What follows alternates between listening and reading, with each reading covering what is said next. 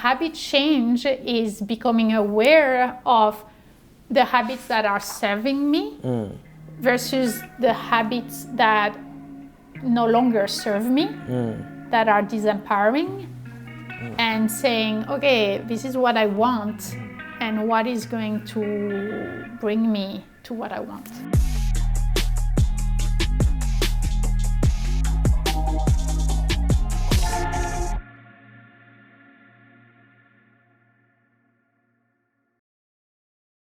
Hello everybody and welcome to another episode of New York 100. Let me tell you why this is actually a perfect story. You might relate to this. You might have one of those days, one of those weeks, one of those months where life just gets you. And that's the easiest time for, I guess, your habits or negative habits to slip in and to creep in. And maybe, you know what, it's stress, let's take that donut, or let's, grab a piece of pizza or whatnot. And when pressure hits, that's when you're it's the easiest time for you to, submerge yourself into these negative habits. So today I'm sitting with a health coach that's going to help you. You don't have to go through that problem of having the stress of your life, lead you down to a path of unhealthy habits. So Catherine, thank you for sitting through that long intro. Yes, thank you. And to have me here. Catherine, we met at an event a few weeks back, and you spoke about your business and how you help people transform their habits. Actually, I'll just let you take.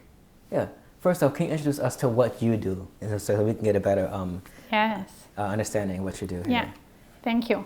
So basically, I help people trade pressure for ease and pleasure in their relationship, first with food, their body, and like really their life. I can be called like a health coach or facilitator of habit change. What I think I'm here to help people is that really having enough time at last and bringing back like pleasure in our life. So you mentioned turning pressure into pleasure. Yeah. So I want to dive into that. Yeah. But before I do that, obviously you might have heard an accent by now. So would you mind just taking us back to, I guess, where you're from, your background, and how you got first? You know what? We'll start the story in New York. But I was thinking, can you let the crowd know where you're from, and then tell us, your story here in New York, because I think that was quite impressive. Okay. So I was born and raised in France, in the south of France. With my business school, I went to Argentina and then New York. So I've been in New York since 2001. And then, so what were you doing previously, since 2001, actually? Yeah, so I was a financial controller at Société Générale. It's a French investment bank. I've done that for more than 15 years until 3.5 years ago when I decided to quit and to enjoy a sabbatical. Okay, so first off, I went to a financial controller at a bank. This wasn't really part of the interview, but I'm just thinking about this. 2008, September comes around. How was that environment at the job when things started going left? Yeah, so 2008 actually was just like another crisis. I've came here in June 2001. So like post September 11 was the tech bubble was the first one. So 2008 was really where like the big shift is that we've seen like a lot of outsourcing, so like to removing jobs from the US and outsourcing to Bangalore in India. So this was like the biggest impact. And it was like very it's intense because of the people, the letting go of the people. So it was an intense period, and I was on your website.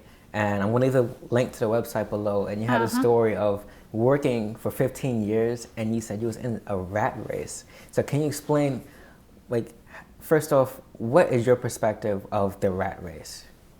Yeah. So when I think, of me after business school, it's like, oh, you get like this first job, and it's in investment banking, and it was like always like really, it was like the great years of investment banking. So it was kind of like, glamorous, and you get this just like a huge paycheck, like for a first job. But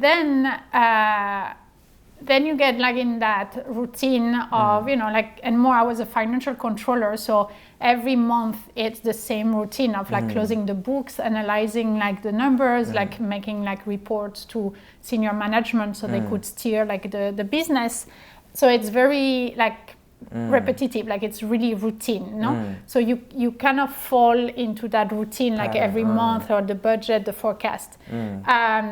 And then it goes by, and then I got married, I had kids, and it was, the rat race is like almost like checking, the boxes, the proverbial boxes of, I've done that, I have a good job, I have a house, I bought a house, I got married, I got a kid, 2 kids, you that, but then you're not, you're the same, like you're almost like, pursuing, you're always in the pursuit of something, of the next thing. And at some point I say, okay, like, what is that next thing? Do you think it's to pursue, like literally a rat is like when you do a hamster hill, pursuing something but never actually quite grasping it? What do you think that you're actually, or people actually trying to pursue in that stage? I think it's fulfillment. It's like freedom from, I think we're pursuing relief from, at the beginning, maybe we have a mortgage and like you have to reimburse that, or but then there's kids and like you have to do like a nest, for their college funds, or so at the end there's always something, that you say, oh, when this will be done, then I will be able to enjoy, my hobbies. But then there's always something. Always something. It's kind of like, up. it's like this addiction to, crossing something, and then you want to go to something else. Okay. So 15 years in investment banking. So what's the signs that you get? When do you start to feel as if you're in this quote unquote like race? Like how do you start snapping out of that? What are some of the signs that you had to make you start thinking, changing your way of thinking about your job? So there's a few. So one was I was approaching 40, and I reflected on, okay, it's been 15 years. I've rode like a few crises, like rounds of layoff in the industry. And then I was looking, it's great that I have this loyalty and like this consistency of like having been like in the same company for 15 years. And 10 more years are gonna go by like really quickly. I'm gonna be 50, and then like what is like 55, and like, and I say, okay, and then it's gonna be like 20 or 25 years in the same industry. What if like the next round of layoff, or like what, like I had this image really of becoming a dinosaur. Oh my goodness. And it's where I say, okay, you've never been like in an interview, a job interview, like, because I was just comfortable in my job, trying to, like climb, like the ladder and like getting more, more responsibilities and etc. But so this was one of the signs. But what was the sign exactly? So the realization of, am I gonna be marketable if I stay 10 more years? And what if then, next time there's another round of layoff, like, or whatever happens, like, do I have the skill? Am I employable or like reactive? That, or I've been just in one company. So it was like, am I capable of finding another job and falling back on my like on fit, I think, or not? So there was this like reflection of that. And then the other one that was more like about the rat race and like what's the purpose was one moment at the dinner table with my two boys. It was like a weeknight. The same thing is like quick, stop being silly or something. And at one point, like my little one told his brother, look, mama's laughing.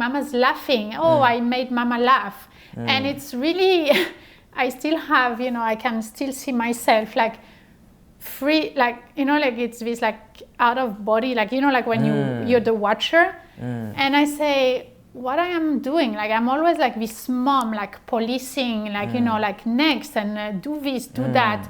And now like my son had to notice that I was laughing. So it must be like a rare occurrence. And this has been, I think, if I can't even enjoy just being with my kid, like being silly, laughing with them, like what I am doing.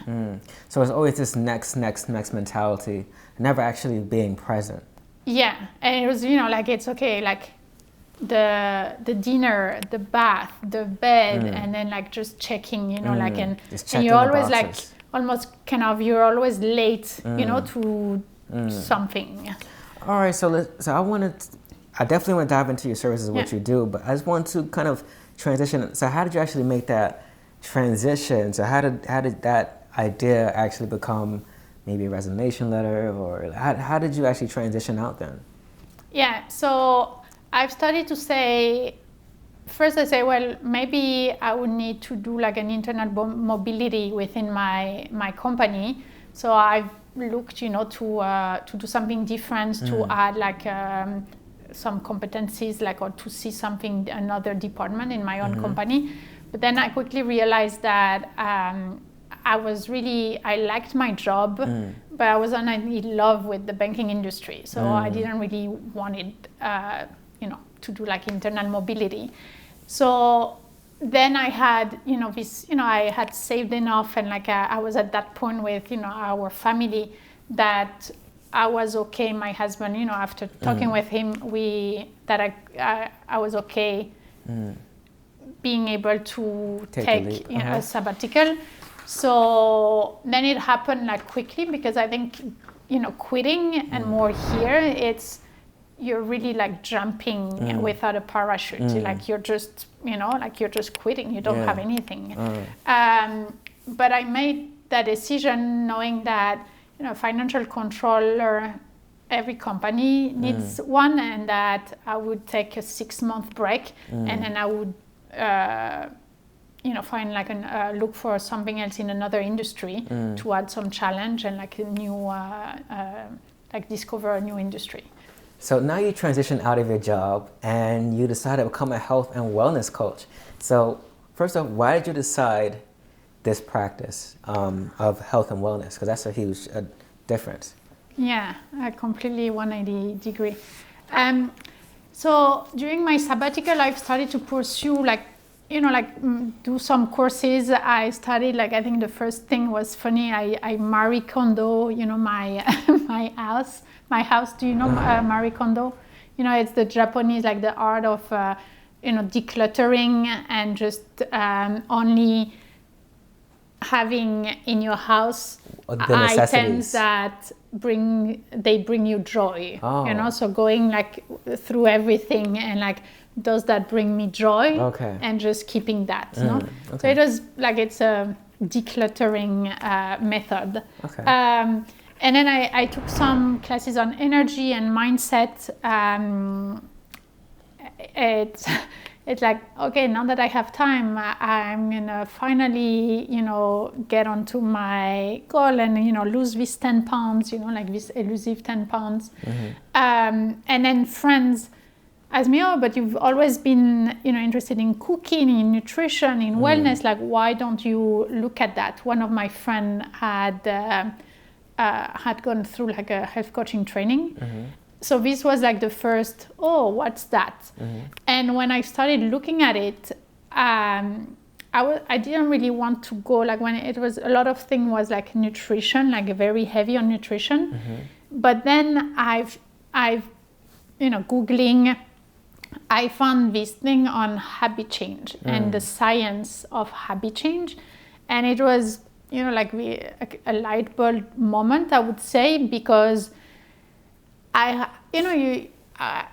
several times, like after my pregnancy or whatever, like, you want to lose weight, or I wanted to feel better and be healthier.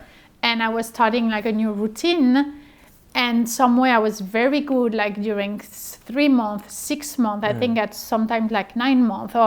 And then I was always going back to my old self, like of eating, like, I have a really sweet tooth and I'm French. So, it's all these things.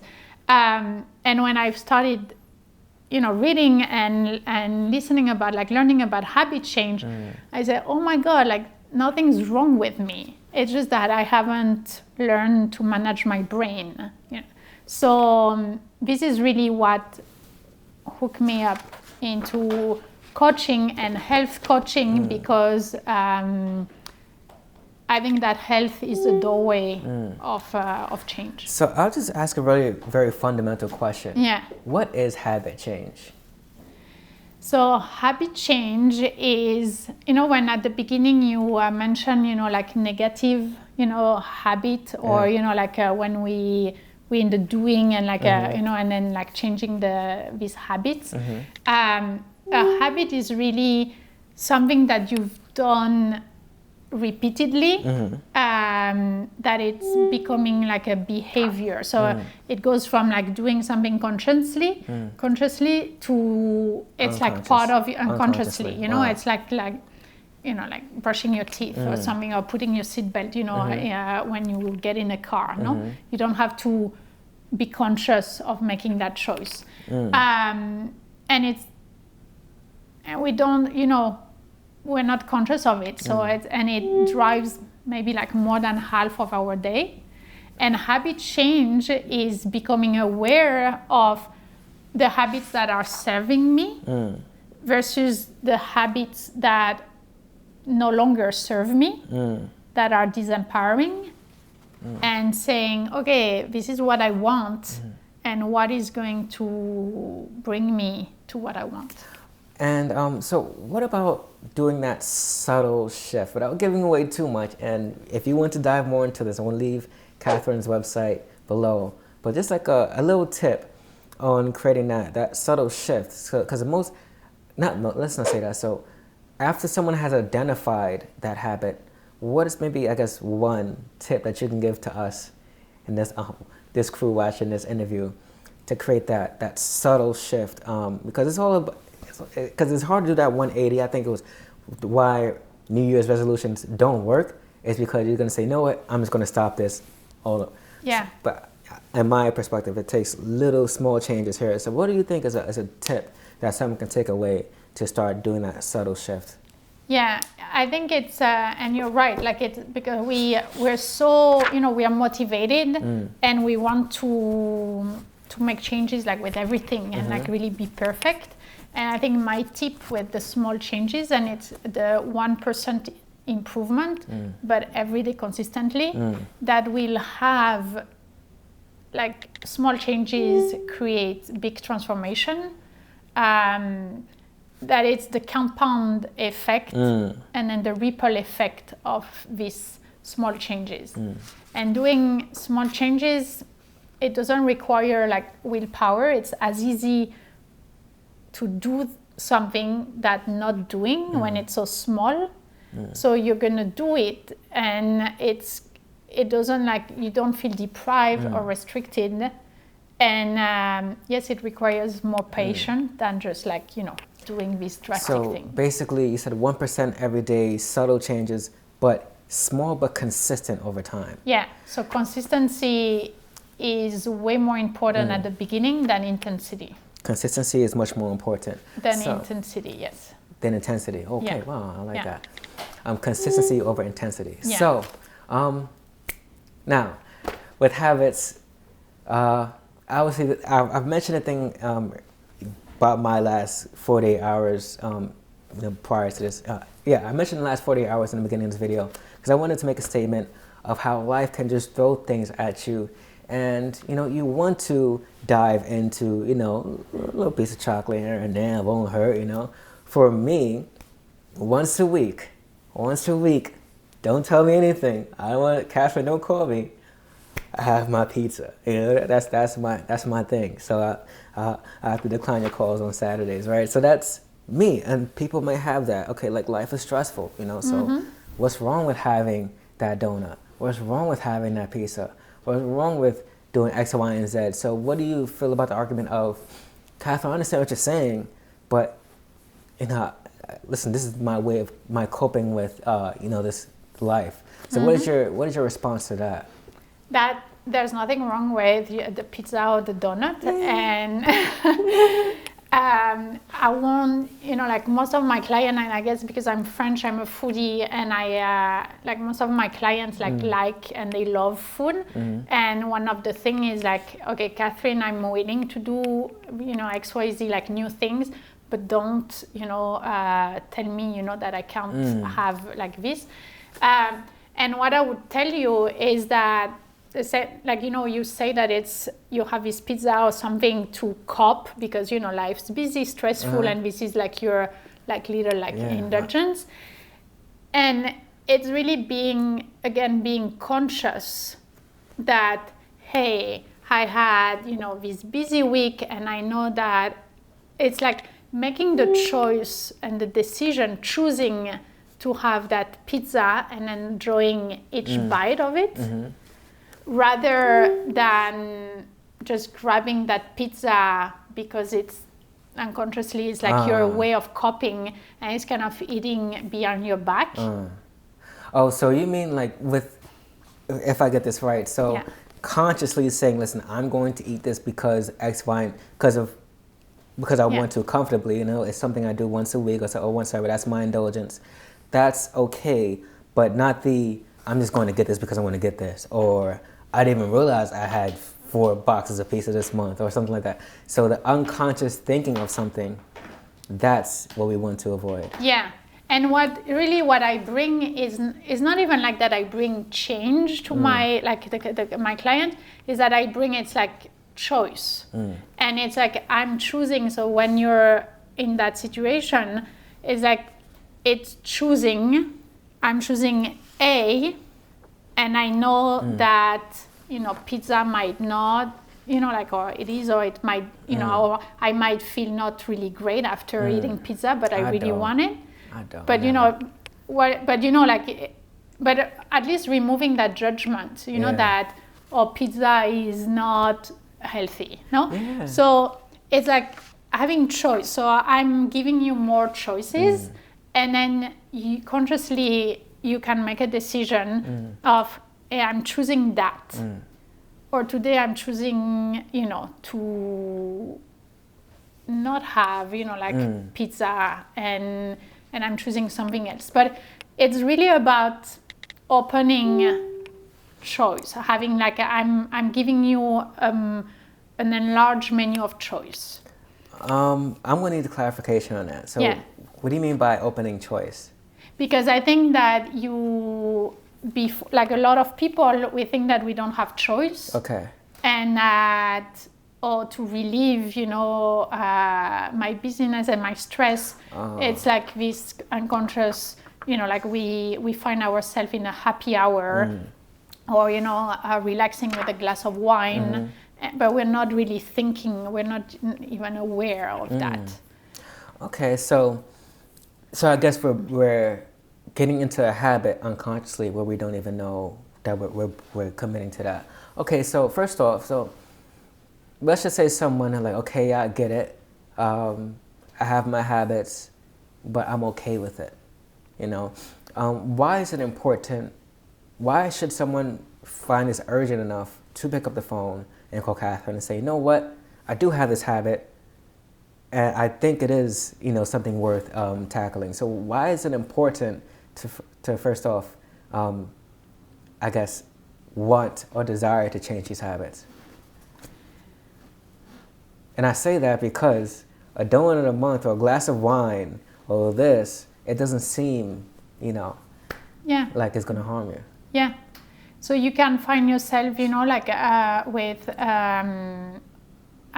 your annual checkup at the doctor, and that it's like strong enough this year that you see yourself, with this year your doctor say, hey, it would be nice that for you to lose like 20 pounds, and it's that number. Oh, it's not that I have to lose like 5 pounds.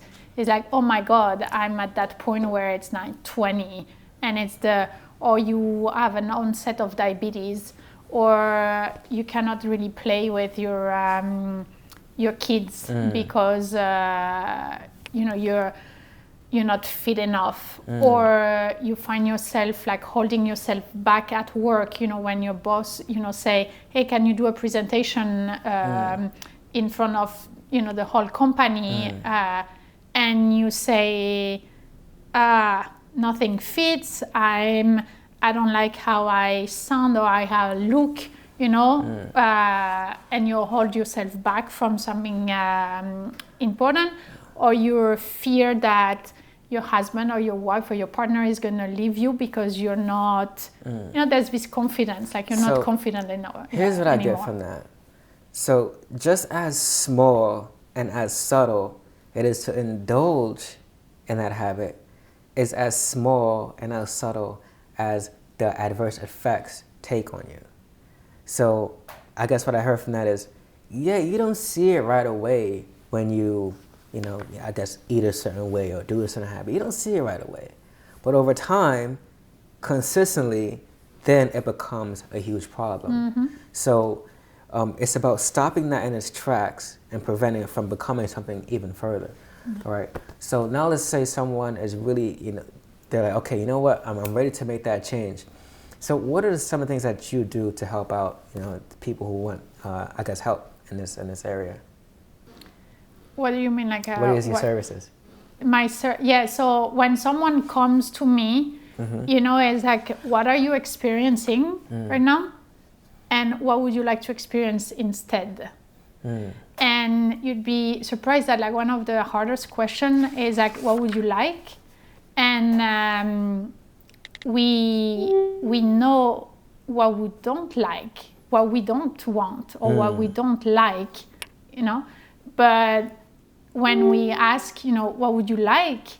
It's something that people, there's this fear, maybe because, we tried and failed before, and that we don't want to say it out loud, to go for, like the big things.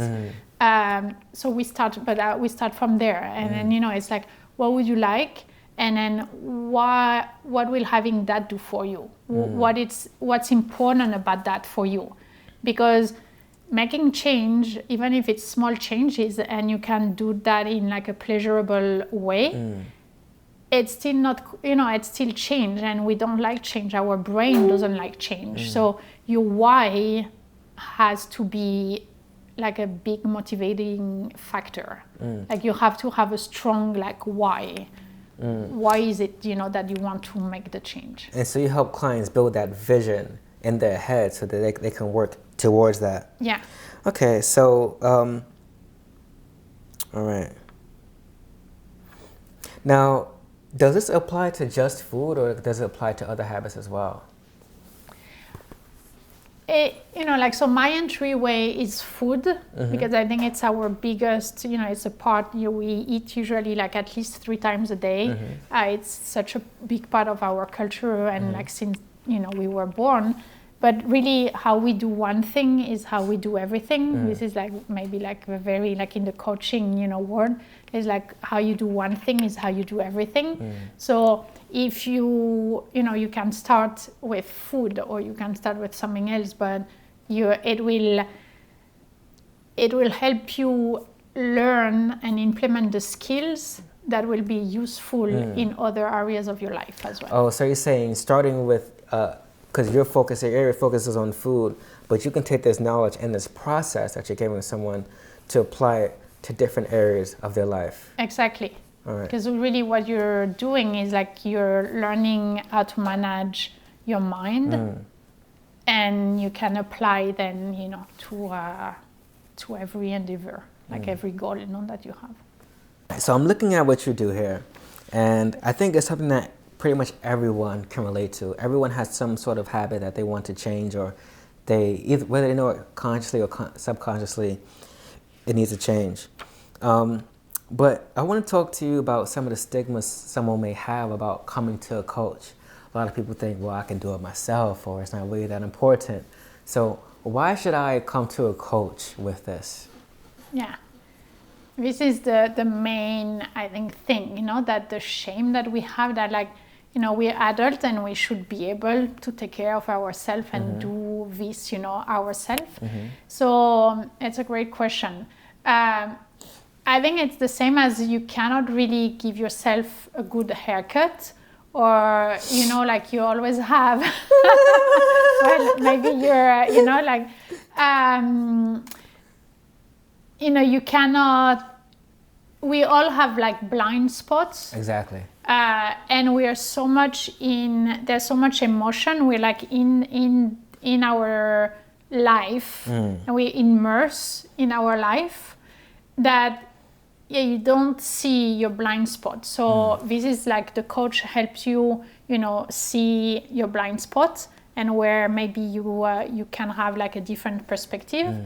What would you, like, another thing is that, yes, you can do it on by yourself, and it's, what would you, like, working with a coach can be faster and more comfortable to reach what you want. So you can have, you know, what I call like a spa experience, rather than just like, trying and having a really hard time doing it.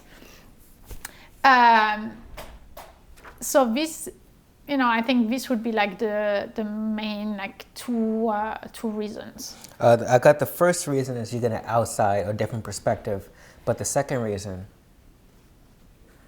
What did I say about the you second said reason? Try doing it yourself. You're trying. Yeah, like if someone has, you know, like has like a step by step, providing the accountability and the support, so you know that rather than you struggling into it and maybe like, you know, trying by trial and errors, and like, why wouldn't you choose, you know, something that is going to be faster and more comfortable to achieve what you want?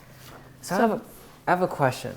All right, so before I ask that question, I do want to recap. Again, first it was the different perspective. Secondly, is you're coming to someone that's going to lay out a process for you so that you can follow along, and it's less guessing, less guesswork, less trial and error. Someone has a platform for you so you can just follow, and it's an easier process for the transformation. Yeah. All right, so I want to ask you this. I don't need this book for this, all right?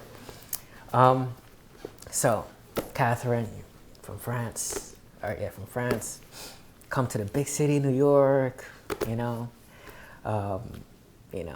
beautiful investment banking, investment banker, controller, and, you got the husband, 2 kids, and this is a beautiful home office. And you know what? Oh, why? You quote unquote, what people would say, you have it all, right? That's what people would say, right? Outside looking in. So my question is, well, why? Why are you doing all this? Why are you starting your business? Why are you coming out of a rat race to go into the hustle world, which is entrepreneurship? Why? Yeah, because I realized that being comfortable, it's boring, and as much as I wanted to be comfortable. At some point, I was just working. I was working 4 days a week. I really had it well, it was like a comfortable, good life. But what I find is that I was getting bored, and it's this challenging, this like extra challenge, and like what am I capable of? And as well, like really offering, like being a model for my kid that, they can do, whatever they want if they put their mind to, and they can pivot as well. They don't have to, make it like a decide and then like, oh, I'm stuck with this. So, and I think as well after 40, I see myself as like, it's like the being emotionally adult of having more awareness about yourself and growing spiritually, and not in the sense of like spiritual God or anything, but like really knowing yourself and having again this freedom of choice that I have a better understanding of myself and how I interact and how I am in the world. Sorry, it was like a long... No. That's exactly better understanding of yourself. So I like to ask a few questions before I wrap up here. Before I do so, I do have several videos on this channel about... I've interviewed a lot of women entrepreneurs who are also mothers, right? Just one question. Sorry, I can't spend too much time on this, and then we have to go. How do you manage energy and, I guess, attention? Because obviously you traded in a 9 to 5 where your focus is literally when you clock out, you're done. Now you're working all around the clock, So how do you balance or manage attention for home life and work life now that you've in entrepreneurship where these two merge? So how do you manage, I guess, energy and attention now? On that, yeah.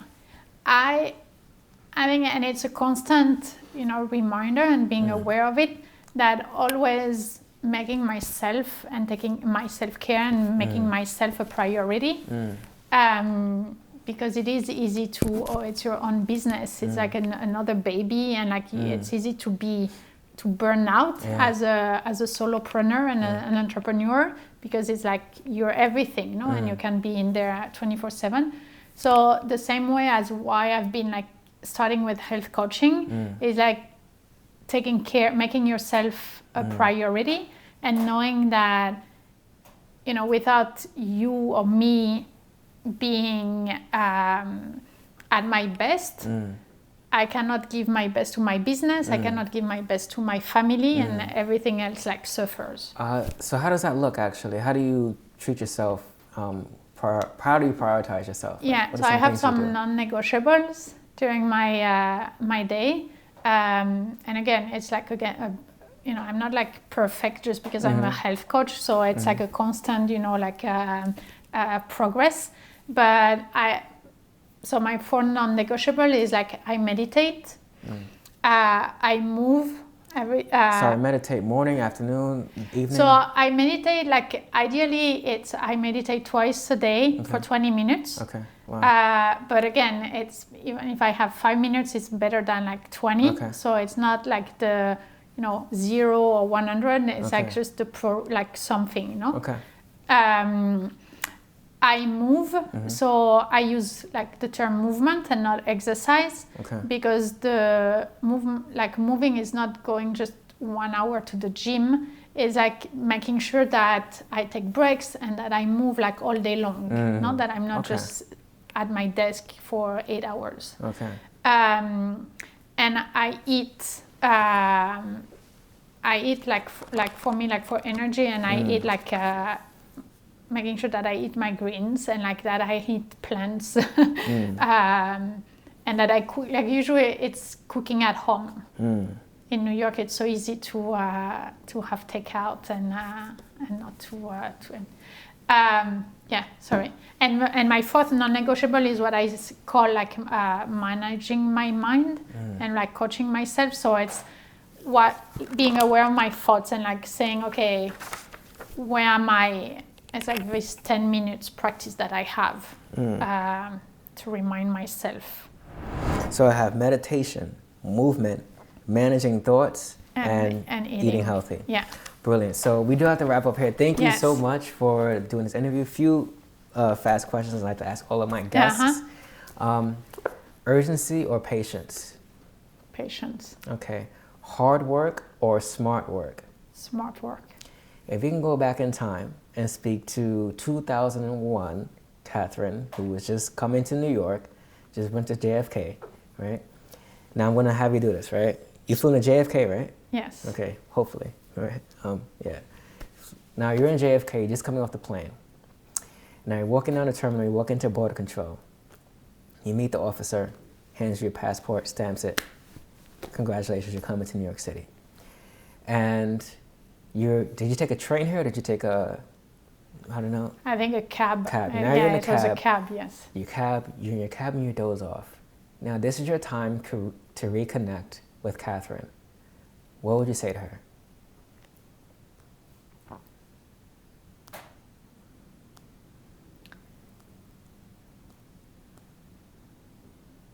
I would say to her? Keep value your upbringing and like everything that you've learned from your grandma, like in the countryside. Wow. So like value like your friend, like your upbringing, the habits, like not even the habits. It's sorry, I'm gonna redo. No. I would say to Catherine, value who you are, and don't be distracted by all this lollipop, of like. Got it. Like the smoke and mirrors. The flashing lights of New York City and whatnot. Yes. And then final question I like to ask all of my guests. But before I do that, would you mind telling one of these cameras where they can find you, your Instagram, your website? Would you mind telling one of the cameras that? Yes. I would be delighted if you visit Petit-Wu.com. This is my website. And you can find me on Facebook at Catherine Petit-Wu. Or Instagram, it's Catherine_Petit-Wu. Brilliant. So last question, New York in one word. The energy of New York. Yeah. Energy. Thank you so much. Thank you so much for watching this video.